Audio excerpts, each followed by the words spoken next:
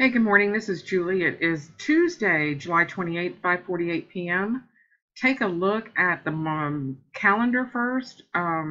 We've got some things coming up on the calendar I wanted to show myself, and we've got consumer confidence, which is a three bull. It will move the market at 9 a.m. Central. Um, they're expecting less of a confidence than before. Um, but it's high. They're setting a high standard, so the market is selling off anything less than a high standard, and we might see the markets really start tanking. Tomorrow's home sales, crude inventories, and the FOMC statement, and the interest rate decision. This is going to be key. This is why the S&Ps really started selling off yesterday. The ES is down to 2075. I'm taking this down to 2056 before the statement, so there's still a ways to go on this, but we will see. There's a lot of markets that have been making moves. Gold, for instance, continuing its slide. But crude yesterday is what I want to really talk about, and how we can stay out of these chop zones. Here was the pit session yesterday, and it was just brutal up and down.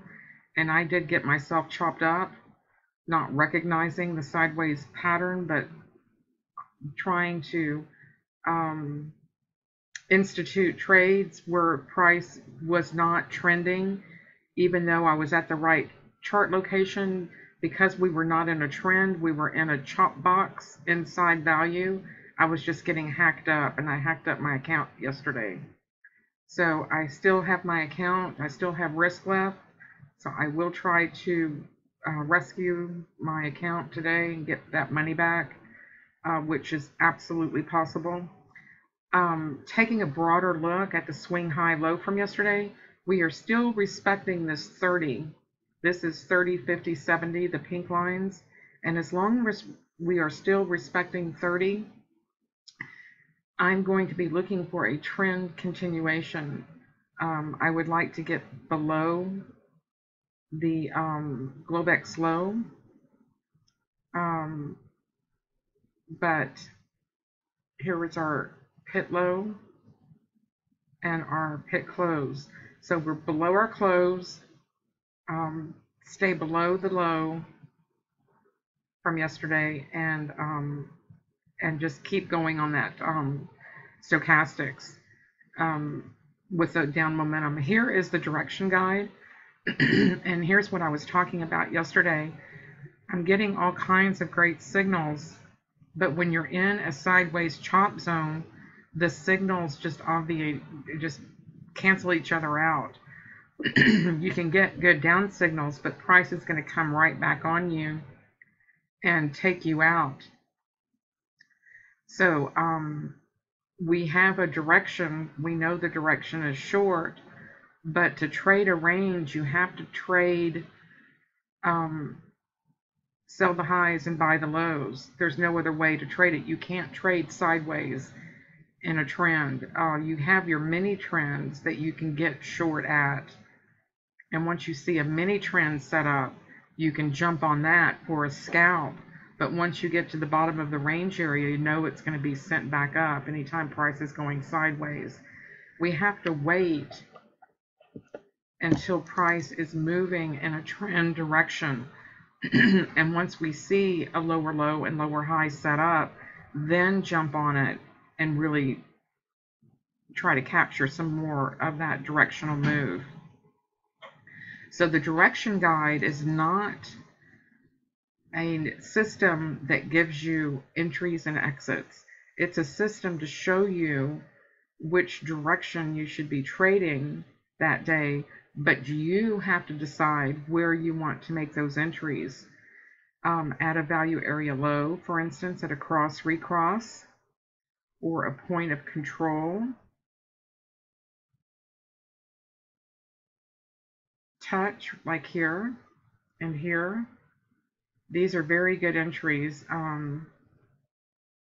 to get short and take opportunities in a downtrend.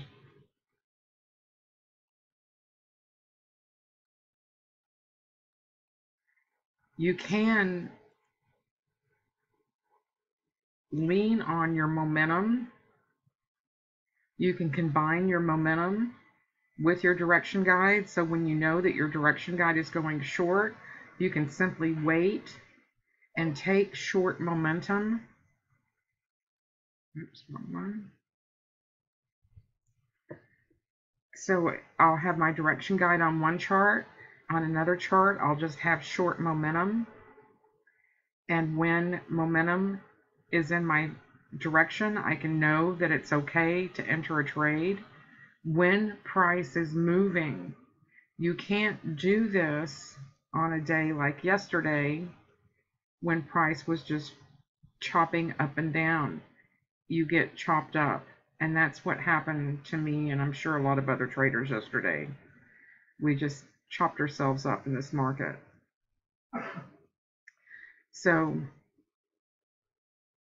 you got to learn how to pick the right direction and at the right time and at the right location and put everything together cohesively, and learn when to trade and when to stay out. And when we see days like this setting up where it is simply a range, a sideways range where price is pretty much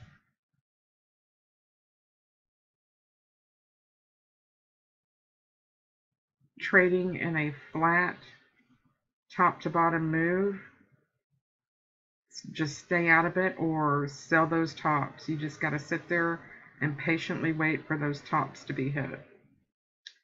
So there's my little chop box. I'll put it on the chart and make it darker. I will know to stay out of this area, or when we reapproach it, to wait for price to break through to the other side, because this is just a chop box. Anytime price breaks out of a chop box consolidation, generally shows a trend continuation pattern also.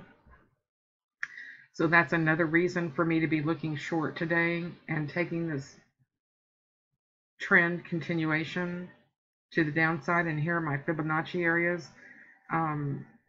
S3 is 46, so that's pretty much a good target to be shooting for today. If price breaks above 47.29 and ventures back in towards yesterday's value and that chop box, I'm going to be sitting on my hands and not getting involved in the market. If the market's going to retrace pending the EIA report tomorrow. Otherwise, I'm going to be going with the trend. Thank you so much. Y'all have a safe trading day.